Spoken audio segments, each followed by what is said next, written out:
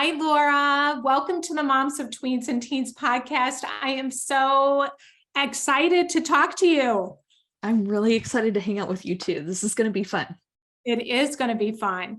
Well, I want to launch in, and I would love for you to share a little bit about yourself with our listeners and how you started Mama Systems. Yeah. So my husband and I live in the Dallas area and we have 10 kiddos. And in a very short amount of time, like in the span of 6 months, we went from 4 kids to 8 kids. We had our fifth biological and adopted a sibling group of 3. And along with moving across the country and remodeling a house and renting a house. And for a hot minute, we had their little sibling as well for like 2 months in there. He was just a newborn. So we had, without that little sibling in there, we had 5 kids, 4 and under, all in diapers. And there were so many days where I would just stand up against the wall and be like, if I can just make it to bedtime, I can just get everyone to bed, they would be safe and alive. And that's really all that matters. It's getting them to bed. So I remember just giving myself those pep talks and thinking like, there's got to be a better way, right? There's got to be more to this, because I had so many wonderful things that I had in place when I had 4 kids, and I just felt like I had that under control. And it was the first time I felt really overwhelmed as a mom, just not knowing. I felt like I just kind of was like, I have no idea what to do with these people. I mean, it very much felt like we just had 3 strangers dropped off at our house, and it was like, okay, they're my kids, and here we are. So all that to say, I kind of started looking for systems. I listened to podcasts, I read books, blogs, everything. And everything I read was great, but it didn't work for our family because we were so unique. We had therapists in and out of our home all day. We had caseworkers in and out of our home all day. We had some in public school, some homeschooled. So we were just kind of like this mixed bag of things that nothing seemed to fit. And so I finally was like, we just got to do something about this. So I really had to sit down and kind of create a process to create systems for our home. And the most wonderful thing happened whenever those systems were in full play. We began to see peace in our home. And after a while, I was like, you know what? This was fun. I really enjoy doing this. I enjoy creating peace from chaos. And so I started helping mom friends. And that kind of just led to Mama Systems, to my business. And now I get to help other moms create systems in their home. Wow. It's interesting. You're the first person I've had on the podcast that's talked about systems. Really? Yeah, I know. And maybe it's because I struggle so much with systems and I'm just like in denial. But I was so glad when you reached out to me because, oh my gosh, if we don't have systems and you have 10 kids, I mean, my jaw was dropping when I think about 10. How many in diapers at the same time? We had 5 that were 4 and under in diapers. Wow. So it will be utter chaos if you don't have systems. Yes. Yeah. Well, I have to ask you, how did it come about? So you have four biological. Mm-hmm. Were you a foster parent first? Yeah. So we were a foster family. We had our first 3 kids, and my husband said, you know what, if we have any more, I don't think we'll be able to adopt because we won't have the capacity to handle that. And so it's like, okay, well, next one will be an adoption. We went to a class at Watermark, actually, an adoption class. And we learned all about all the different kinds of adoptions, kind of the ups and downs. They had different panels come and talk. And I really wanted to adopt from Africa. He really wanted to adopt from China.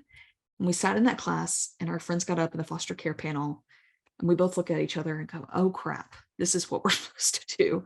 Because nobody, in my opinion, nobody wants to sign up to have their heart broken over and over again. At least we didn't. And so I felt like it was so clear in that moment that that's what we were supposed to be doing. And so we started down that road, and we got Andrew placed in our home when he was 3 days old. And he stayed with us for the first 8 months of his life. So he went back to his biological mother. She had 2 more kids. We had 2 more kids, which brought us up to 5, brought her up to 3. And that's when we started the process of, they were taken away again. And so then we started the process of trying to adopt them. So Andrew and then his 2 siblings. Mm-hmm. Wow. Yeah. And so going from having 4 to all of a sudden, having so many kids, where did you start? where did you even begin with systems? Yeah, I think I like to think of it as kind of like a puzzle. And I do this with other mamas too, when I'm trying to help them kind of sort through everything. Like, let's dump it all on the table. Let's really figure out what you're doing, what you want to be doing, what you want your kids to know how to do, like all the aspects of all of that. And then let's start piecing it together. Because once we kind of eliminate and we know what we don't want to be doing, and we figure out our yeses, it's so much easier to put systems in place for our yeses, you know? And I love to think of systems as basically just taking the brain work out of us, all of the mind and decision fatigue that we have to go through on a daily basis, making every decision under the sun. If we have a system for it, we cut that out, and it frees us up to be able to be more present and to be able to love our people better and to be a better mom for them, because we have that space and capacity to do that. Yeah, I love, so you do like almost like a brain dump in the beginning. Like, here's all the stuff that weighs you down and keeps me from being more present. And then do you kind of rate them?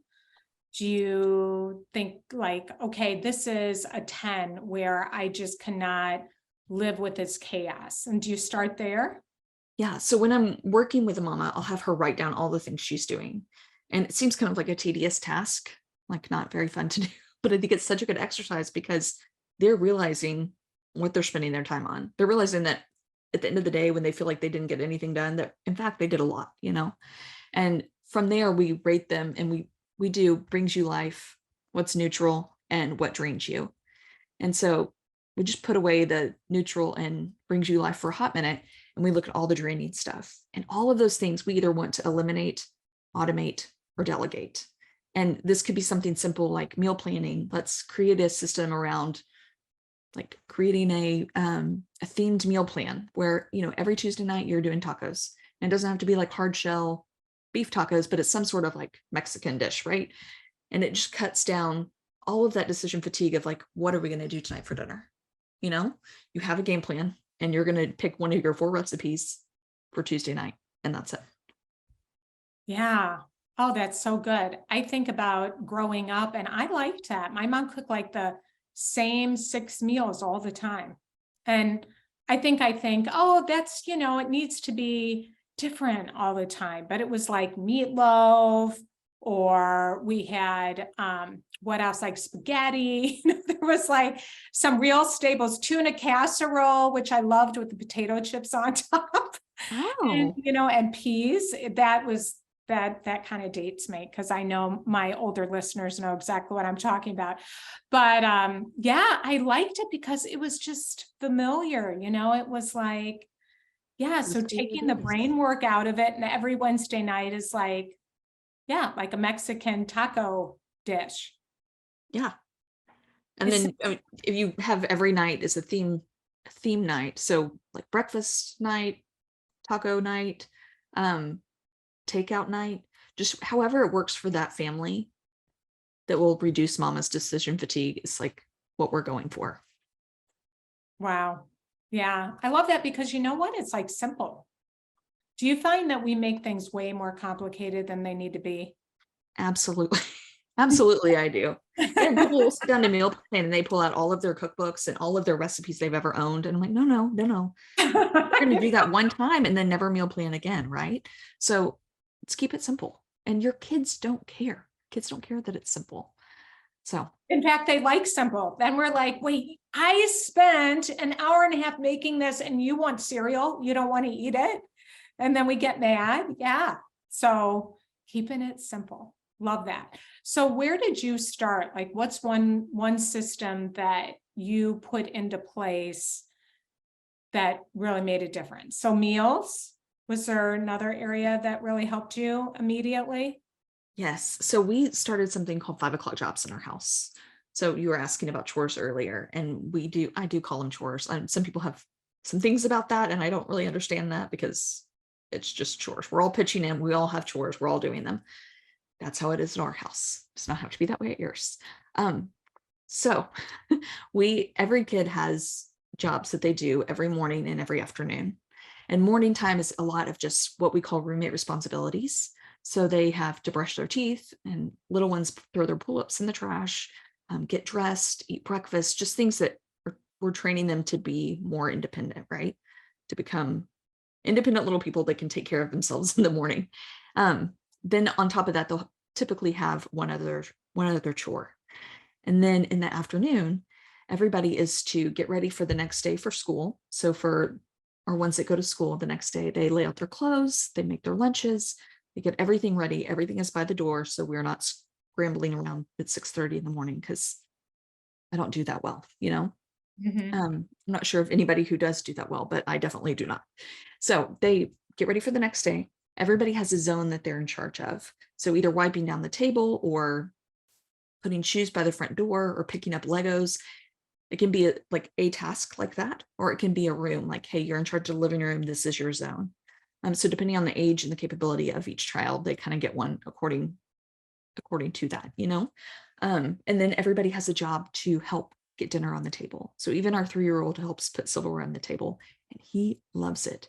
Like, it's the most fun thing in the world for him that he gets to participate. All of our kids have little charts that we use kind of like as a contract of, hey, this is your responsibility. You're living in this house. We work together as a team. We're going to use this as kind of a contract that you're expected to do this.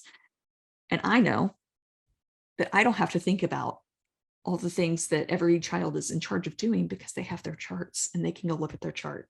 So again, it's no longer on my responsibility in my brain, it's on them. So Yeah. Wow. So a lot of the listeners have tweens and teens. They have younger kids too, or older kids also. But what if they haven't started this? I mean, I hear from a lot of moms and caregivers that it's really hard to get their kids to do chores. And I love that you said that, because before we jumped on here and I was saying, do you call them chores?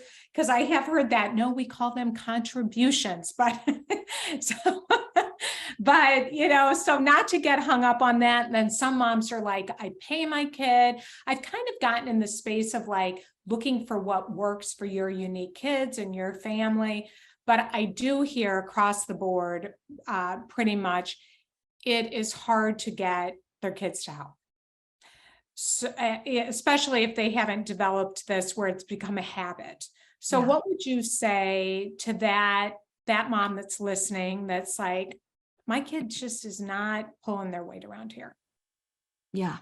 So I have a ton of thoughts about this. Okay, Are great. you ready for this? Yeah, Okay. we're ready. Buckle up, everybody. I know. So I might be all over the place. So I think I might have ADD. This is a new thing that people are starting to tell me, that like, I think you have ADD. Anyway, so just help me focus here. You're totally on my wavelength. So Yeah. So I think us as mamas need to get our minds around, like, this is good for our kids. They may not like it, but it's good for them. Like, it is, studies show it's good for them. You can look it up. Great stuff. Studies show chores are good for them. Number 2, they are going to be going off and leaving your house very soon. And oh my goodness, whoever they live with, you don't want them to be tortured. You want your child to be like the best roommate, right? And know how to pick up their stuff and clean up after themselves and contribute to their household or their dorm or whatever it is that they're living in. Like, they will most likely be living with someone for the rest of their life. So how can we train them now to set them up for success? Because, oh my goodness, maybe you're married to a person like that, they don't know how to pull their weight. And I part of me is like, well, I think that maybe if their mama would have done a better job, and that's a lot, because it could be personal. I realize that was a very blanket statement, but we get mad at our mother-in-law. That our mother-in-law is like, yeah. So I think wrapping our minds around those two things, that it's good for them, and oh my goodness, you want them to do it. Then figuring out what works for your kids. I'm not crazy about paying kids to do chores, because in real life, nobody's paying them to clean up their room, right? Like, that's just not a thing. So why are we implementing that at home? And again, this is just my opinion. Yeah. Not a professional chore person here, but kind of I am. So just, yeah, you get that. So many things You to get say. that, especially with 10 kids. Oh my gosh. So Yeah. I think you are. Anyway, Well, yeah. so I'm a chore expert, And therefore you need to be giving your kids chores. Yeah. And I think that consequences are probably a better thing. And let me say it like this. I think that going to your kids and saying things like, hey, here's the deal. You're going to be leaving the house very soon. And we need to get some things under control. I need you to be in the habit of these things, and just being very logical with them about things instead of yelling at them or demanding that they do something, right? I'm trying to think of the guy's name. Feeding the mouth that bites you. Oh, yes, yes, yes, yes. I don't remember the name of the author, but yeah, yeah. Anyway, he talks about a freedoms list of like, hey, here are all your freedoms, right? So as they're growing up, and I'm gonna pause right there. This is too big of a tangent that I'm about to bite off that I don't need to bite off. I don't know. It No, sounds I'm good. telling you it is. You get me on going a 5-hour dissertation on this, and I don't need to. Uh-huh. Yeah. So I think having a conversation with your kids, setting really clear expectations about why you're implementing this now, and the expectations for them of like, hey, I want you to pick up your room. I don't care about your bed if your bed's made, but I just want to be able to walk in your room, or to have the ability to come vacuum in there or whatever. Having very clear expectations of what you expect of them. I also think that approaching your older kids with an attitude of, hey, I just want you to know I can't do this on my own. Like, we've been doing this and I'm feeling tired and weary and I need your help. Can you help in this? And showing a little bit of vulnerability, I think, creates intimacy, because they know that you can't do it all. And what a Yeah. beautiful thing to teach your kids, instead of having this idea that mom can do everything and she never breaks and she never complains. Those are Mhm. lovely things. However, it's not really reality. And so I think giving our kids that permission to ask for Mhm. help and modeling it for them by asking them for help Yes. creates this beautiful intimacy between the two of you. So asking for that help, setting clear expectations, and then consequences if they're not following through. That's where the consequence piece comes in. So then that could, I think that a lot of us our kids have so many things and they're really entitled, and my kids included, right? And so it's not that hard to find something that's like, hey, you know what, you lose your phone for a day because you didn't do this. Mhm. Can't get on the computer for a day because no Xbox for today because XYZ, and setting that very clear expectation at the beginning of, hey, I'm asking you to do this. If you don't do this, this is what's going to happen. And then following through with that. Yeah, I think that that's so good. I also like when you, then you, like when you do this, then you get to do that. Mhm. Or when you don't do that, then you don't get to do this until you've done that. I mean, that can be very helpful too. And I think that that's one of the things that you're saying. And then we have to follow through. Mhm. But I want to comment on a couple of things that you said. This is good for them. I find that we don't, especially having tweens and teens, we don't want our kids to be upset with us.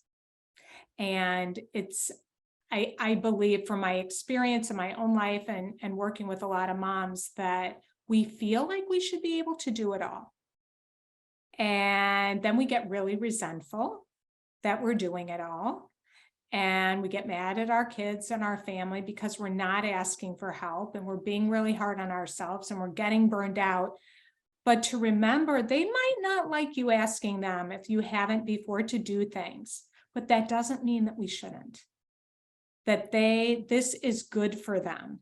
And this is good for us and this is good for our relationship. So I just love that you said that, because what do you do when you're like, oh, I don't want to ask them because then I'm going to get a fight. So it's just easier to do it myself than to ask them. We need to take a deep breath and say, this is good for them. We need to be doing this. This is going to be better for our relationship because they are helping out. And I'm not going to be resentful. And then that leaks out and we end up criticizing them, and because we're mad that they're not helping, and it's just becomes this vicious cycle. So that is so good.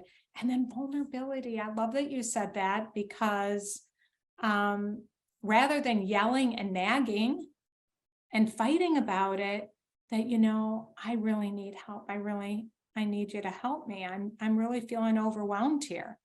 And for our kids to understand that, I usually think that, I usually find that they really do respond to that. Wow. Yeah. So those are, yeah, really helpful. How did you figure out what works? I mean, you have 10 kids. Does different things work for different kids? Do you find some kids you have to constantly remind? How does that work in your house? Yeah. So we have 10 very, very different children, and some are really responsible and will go off and just do their morning stuff. No questions asked, like no reminders. They just get their stuff done. I was going to say I love them the most, but I don't think that I should say that. I'm just kidding. Um, and then other ones, I specifically give them chores that are in my range. So when our 5 o'clock alarm goes off for everybody to do their afternoon jobs and I start cooking dinner. So all of this is happening kind of magically, that we have this alarm go off and everybody does what they're supposed to do. But the ones that wander easily or are very sneaky about things, I'll have them do their jobs. Like their jobs are assigned close by to me. So I can keep an eye on them and I can make sure they're staying on task. The goal is that I wouldn't have to remind anybody anything, right? But I'm also aware that they're children, and 8 out of 10 children in my home have ADHD. And so they're can be a hot mess sometimes, And so they need reminders, and it's more like they really need them. And it's not, I'm enabling them. It's like, no, their brains need it. And that's okay. So that is good too, because I don't know about you, but I mean, from how I perceive you, you seem like you're very, you're patient and you have, like a lot of compassion. I don't know, but that's just knowing you. That's how you strike me. And I think we have to have that because it's not going to happen overnight. Absolutely. And I think that a lot of times when I wasn't expecting things from my kids, it was because I was frustrated that it wasn't happening faster. So I just totally abandoned ship. Like, Yeah. oh, that's not working. So I'm just going to abandon it. And then I didn't do anything rather than knowing it's a work in progress and just having some grace around it. Does that resonate with you? Like even when your little one came in, how you talk to them? I was struck by. Have you had to be kinder to yourself in this process? Oh, absolutely. And I think so we have 3 buddies with fetal alcohol spectrum disorder. Which I don't know if you know much about that. Um, I somewhat, yeah, yeah, yeah, somewhat. it's Mhm. like a whole body disability, and it's often an invisible disability because 92% of the people do not have the facial features, but their brains are damaged from alcohol exposure. So, just as a quick fact, 1 out of 20 kids has FASD. 1 out of 20. We don't talk about it, and I would love to talk more about it if you're anybody ever wants to talk about it. I'm with you. Um, Regardless, we've had a lot of practice of huge tantrums, huge things that, oh my goodness, where I've totally lost my cool. But I think that those things have made me kind of realize the little things aren't that big of a deal. When you experience things like a kid throwing a stone through a window because they're angry about losing something, you're like, you know what, this little meltdown's really not that big of a deal. We can work through this. Yeah. You know what I'm saying? So it's all about perspective, I think, for me, where I can remain a lot calmer.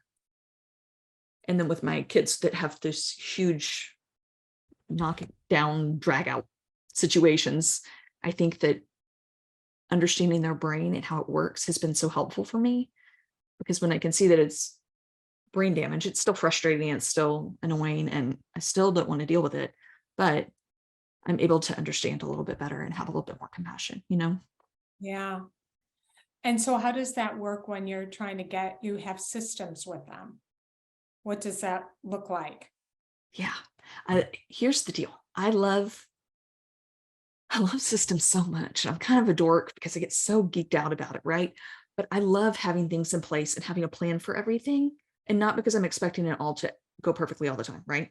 But what I am expecting is that when something goes awry over here, someone's having a big meltdown, I have these other things taken care of.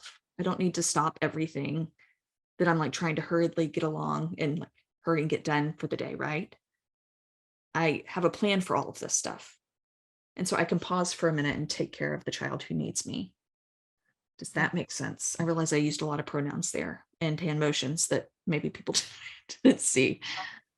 But, well, what I understand of what you're saying is that because the systems, it frees you up, like you said in the beginning, to be more present, Mm-hmm. rather than having your brain distracted about how am I going to do all these other things. Yeah.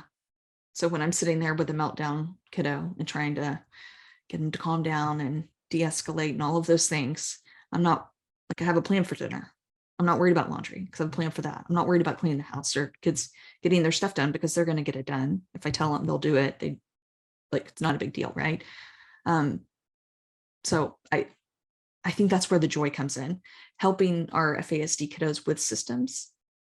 They love predictability. They love to know what's coming. They love a routine, love a schedule. They would never say these words to me by any stretch of the imagination, but you know, in their bodies and their behavior and everything, that that's what they need. And so having charts with pictures, having visual reminders and visual cues and alarms and different things like that is so helpful for them because they know what to expect. So visual, like, can you give me an example? Yeah. So even just like in the morning time where they get dressed in the morning, I have a little visual chart that's like, take off your pajamas, put your pull up in the trash, put your pajamas in the dirty clothes, get dressed, wash your hands, like all the things that they're supposed to do in the morning. And just having that little So line. it's pictures, is a picture? Yes, little pictures of like little caricatures. Oh dear. Yeah, caricatures, caricatures. Oh dear, guys. I don't even know. I don't know. Whatever, cartoons doing the tasks. Yeah. I love that. So it makes it a little fun, and it's just that different visual learner rather than just a chart. Yeah. Have you ever done little videos? They probably stop with that. I was just like thinking, oh, like sing along, like you sing and you got to do this. I wonder if that would work with some kids. They probably get too mesmerized by Yeah, that would be way too distracting. Yeah. I don't think they would do anything. That would be me. I can get anything done if I've got like some music playing or a podcast playing. That like helps me, but probably for them, no. So share some tips. What are some just simple tips that you have found really help moms with their kids to develop some systems? You mentioned the food. Yes. So I mean, very, very simple tip, setting alarms on everything. And everything's a little extreme, but what I mean by that is like I have an alarm to take my medicine to start kind of kick off my bedtime routine. I have insomnia, so I have to take medicine. So I have an alarm set for 8 o'clock, take my medicine then. That's also, when I get in bed and like have things kind of play out from there, right? But I have a plan for what's going to happen. I'm going to read a chapter of my book. I'm going to watch a show with my husband. And I realize this sounds very like rigid and strict, but I'm aware that if I'm not that way, if I just climb in bed and just watch shows, I'll stay up till midnight just watching TV, right? And then my next morning is atrocious. And then that whole day is ruined. So I've kind of had to work backwards and really figure out what helps me thrive as a person and as a being and as a mom and as a wife and all of those things. And then really stick to those plans that I make in my very clear mind. Because I'm watching Netflix and this is a really good show. Mine does not always look out for the best of me, So setting alarms for things like that. Setting alarms for when bedtime is, for when we start getting ready for dinner. And these are really simple little things, but it takes that mental work out of you. You don't have to worry about it, right? You can trust that you have your systems in place and you have your timers in place and your cues in place to keep moving through your routine of your day. Dinner, our 5 o'clock jobs are kind of a must. And that kicking off our evening routine is what gives us a great morning routine, right? Because if those things aren't laid out, taken care of, cleaned up, picked up, I wake up and I'm a not happy person, right? Because I walk out to a very dirty house, dishes are in the sink, it's just kind of chaotic. And then kids are running everywhere looking for their stuff. And I mean, it's not a good way to start the day. So all of those little pieces are in play in their place. And then the alarms kind of help kick those off. Yeah, that's good. I saw you had on Instagram, you had lots of different baskets. You had like baskets that were on shelves for, do you know what I'm talking about? Is that for each kid's dirty laundry? Oh, like clothes. Yes. So we do a laundry day. So we are big batching people, which means we batch work our tasks, which is doing a like task in a short amount of time, right? Or all together. So for the most part, this is like an hour or two that you sit down and do a task, like a focused task. So I have office hours for office day, and I'll sit down and I'll pay any bills that have come in. I'll make any appointments that need to be made. I'll catch up on emails that I need to catch up on, kind of the business of the home stuff. That's what I complete during that time. This is wonderful because I'm not thinking about a million different things that need to get done around the house and getting distracted while doing them. I'm just sitting down, I have 2 hours blocked off, and I'm plowing through stuff. How often do you do that a week? Once a week for office day. Laundry day, we do once a week as well. And I'll have all the kids bring down their laundry baskets, and we just switch them out all in one day, get them done, and then kids put them away. No more folding. I mean, this is the magic of the system, because when we had 4, I would spend probably 30, 45 minutes of laundry every day. Just trying to remember, oh, I got to go switch it out. Oh, I got to go fold it now. Oh, I got to go put it away. Like all the different steps of things, right? But with this, the kids are doing a lot of the work by bringing it down. I'm switching it out. The older ones are in charge of doing their own by themselves. But for the littler ones, I switch it out, put it back in the basket, and they go put it away. We've set them up for success in this way by labeling their drawers so they know where things go in their drawers and they can have it organized. It's not folded, because who needs to fold clothes? Give everybody permission to not fold their kids' clothes unless they care, and then the kids can learn to fold their clothes. So I you just don't save you fold like eight clothes. eight You hours a don't fold. week. No, I love that. Did everybody hear we have permission not to fold unless we want to fold? I don't Wow. know why you would, but But see, I grew up in a home where everything was perfectly folded. So that is something that was, especially when I started this business, I felt so guilty that I like couldn't fold my clothes perfectly anymore because I didn't want to spend the time doing that. Like, the crossing, and then it has to be smooth, and you put it, have it, and it's like, oh my gosh, if I want to do other things, why that feel more important to me, why am I doing this? And then I'm feeling guilty I'm not doing it. So a yeah, lot of it is just like freeing us up from the constraints that we put on ourselves. yeah. And I started doing that. Oh my God, it would make me so angry. I would fold everyone's laundry. I would get them all organized and nice and neat. And we had several kids sharing a room at the time. And so they just had these little baskets where all of their clothes were. And during nap time, they would go in and dump out all the baskets. So everything I had folded was undone. And I would get so angry about it. Mhm. And I'm like angry at 2 and 3-year-olds for dumping stuff out. And this is ridiculous. Why am I folding their clothes? Why am I putting in so much work just to get frustrated that they can't keep it that way, And so I think giving myself permission to not fold laundry was like, oh, well, I just saved myself so many hours, and I'm no longer angry. And I mean, relatively speaking, I'm no longer angry about laundry. So yeah, Yeah. Yeah. I love that. That's awesome. Yeah. Just freeing ourselves up. What have you experienced coaching moms in this arena of systems? What are some of the things that you have seen that have made a huge difference in moms' lives?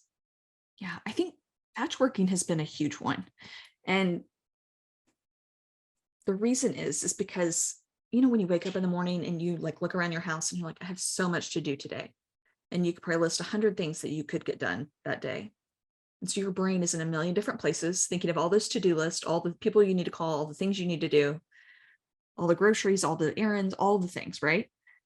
But instead, when you wake up and you have a plan for your day that's already set out for you, like you don't have to think about your plan. You already know that today is Wednesday, so it's errand day, and you're going to go get all your errands done. That's it. You don't have to worry about anything else that day. The next day will kind of take care of itself, and you can make all your phone calls on office day.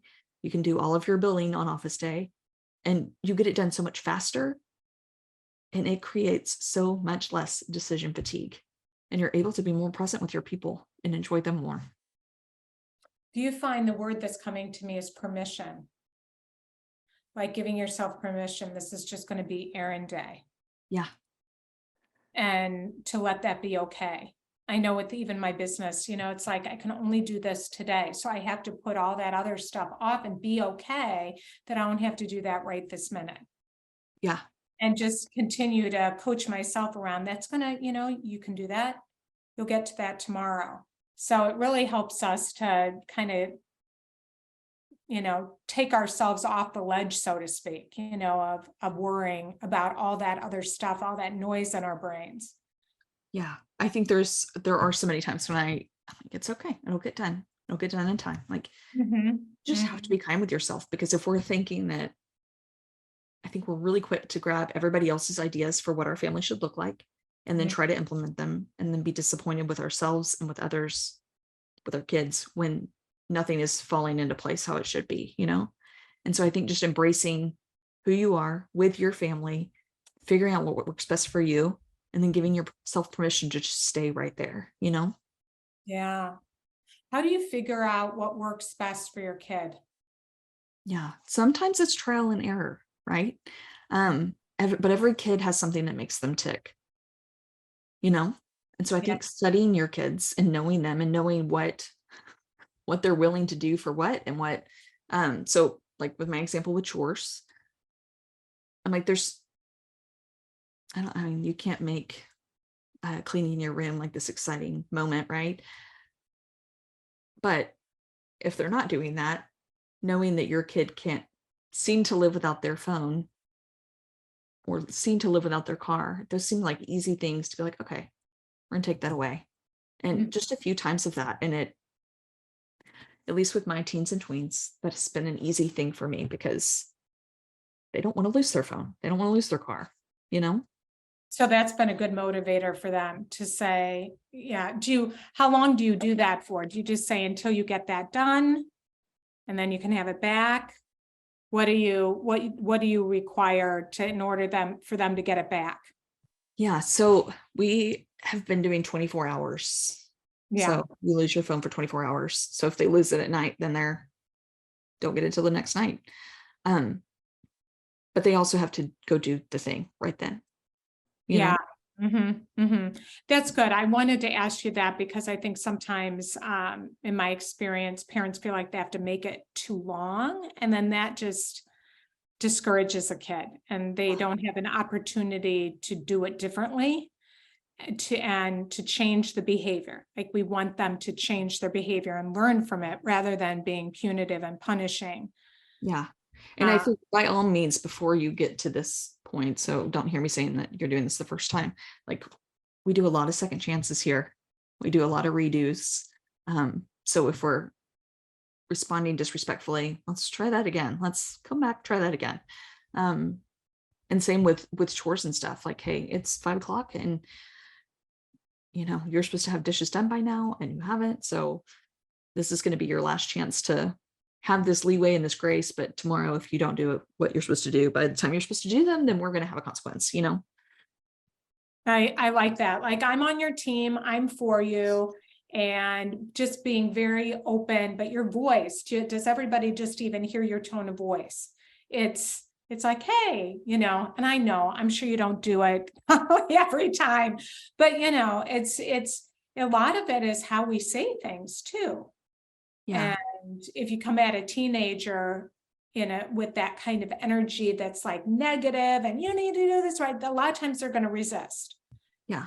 Versus, hey, Yeah. let's I think that acknowledging what they're doing or what they're caught up in, like, hey, I know that you're in the middle of this game right now, but we really do need dishes done like 10 minutes ago. So you could pause the game for a minute and come in and do dishes, and then you can come back and play or whatever that is. With my older daughter, it's a lot. There's a lot of emotional things. And so it's like, hey, I know you're having a hard day today, but we really need this done. And we as a team are relying on you, and just kind of reminding her that we need her to be a part of our team. Like she belongs here and we need her. She's a team player and we need her. Yeah. I don't think we often think of it that way. Like you matter in this family. Yeah. And it's from that place, like you matter, and and I want you to participate because your presence in this family matters. And I think that's the other flip side of getting kids to do chores, is that they matter, and we need help, and we need to teach our kids to ask for help as well. Well, gosh, this has been so good, Laura. I want you to speak to one more thing, saying no. I read it on your Instagram. How do we know where we should say no? It's such a big bind for moms. And you talk about you talked about that, and about just having to bake things for school, or having to participate in all the different whatever at school. And that was just one thing that you started saying no to. How do we know? What should we be saying no to? Yeah. So my first question to you would be, what are your yeses? Like, what matters to you? What do you want to prioritize? If family dinner every night is a priority to you, then signing up for something every night at church or practices or school or whatever, that's not going to fly, because you've already prioritized your family dinner, right? Same with so we are people of faith, and I think that going to church on Sunday is kind of a big thing for us. And so when something comes up that has practice on Sunday, it's kind of like, well, I guess we're not going to participate in that, right? Because we know our yeses. We know that that's a priority for our family, and that's what we want to spend our time and energy on. And so if there's like a select team, which we don't, there's so many things, we just don't do them. And I think a lot of that is out of necessity of, like, we have 10 kids, so everybody can't do everything, right? So we have to kind of limit other ways. Yes. But if an opportunity were to come up like that, it would be an easy, I'm sorry, we're not going to do that because this is more important to us. So knowing your priorities and what your yeses are, so that when something else comes into the mix, you can discern, okay, that's going to be a no. So we're not so conflicted all the time and getting pulled in so many different directions. Yeah. Yeah. That's And I would say, like, so for me, I'm like, well, I know that my counseling appointment every week is a non-negotiable. Our date night is a non-negotiable. So if something pops up on those days, it's just not going to happen, because those two things are a priority for me, you know? Mm-hmm. Mm-hmm. And I know that if I sign up for one more thing, I won't have capacity to do the things that I enjoy or take care of myself at all. And so it's not going to happen. I've gotten really good at saying no. I'm really, really proud of that. Yeah, Don't ask me to do anything. But no, I don't really want to do that. Yeah. Yeah. Do you just kind of pay attention, I'm sure, to how you feel. Like, if I kind of don't want to do something in the beginning, it's usually going to be a no. Yeah. And I think we're often we trick ourselves, because they may be good things. Like, you haven't done anything this year with the PTA. I have never done anything with PTA, just to say that out loud. And it's been okay. Nobody's crucified me or anything. Like, you might try to guilt yourself into, or other people might try to guilt you into doing things. And I think that's where the knowing who you are, knowing what you need, knowing what your family needs and values, that's it. Like, you just got to stick with that, and everything else will kind of make itself clear to you. Yeah. Yeah. This is really, really good reminder. So Laura, any parting encouraging words to a mom that's really struggling in this area? Yeah. I mean, you should call me. That's what would love to help you with that. I think just being kind to yourself and speaking to yourself as you would a friend. I think we're often the hardest on ourselves, like more than anybody else. Yeah. And so if we can, I literally do this where I'm like, if I were to call a girlfriend right now, what would she say to me?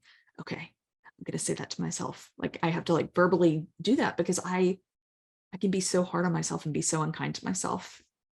And I don't want to be. That's not who I want to be, you know? Yeah. So I think just having empathy and kindness towards yourself is a great place to be. That is so good, because if I'm not being kind to myself, then I'm going to take it out on my kids or my husband as well. Yeah. Because I'm putting so much pressure on myself, then that translates to putting a lot of pressure on them. So I love that. I love that. So tell our listeners where to find you and what you're up to. Yeah. So mamasystems.net is my website. and at Mama Systems on Facebook and Instagram. And then I would love to share with your lovely mamas a self-care guide, and it walks you through exactly how to put things in place so that you could have kind of a self-care system, something that really feeds your soul. So this is more than just getting a pedicure. Take out the trendy, triggery word of self-care. Like, this is, what do you really need? And how can we make that happen? So you're going to make that available to us. yes. Oh, good. And this will be made into a blog post. And so we'll put it in there as well. I'll put it in the links and we'll share that. Love that. We need that. We need that badly. So, well, thank you, Laura. Thank you for all you're doing and how you're such an encouragement to us that we can do this. We can ask for help. We can get our kids involved in this process, and we can support them to be independent, self-sufficient, and everything, and then their wives or husbands aren't going to be mad at us, right? Yeah. That's really what it's all about, is securing that relationship. But thank you. All kidding aside, thank you so much for coming on. Thank you for having me.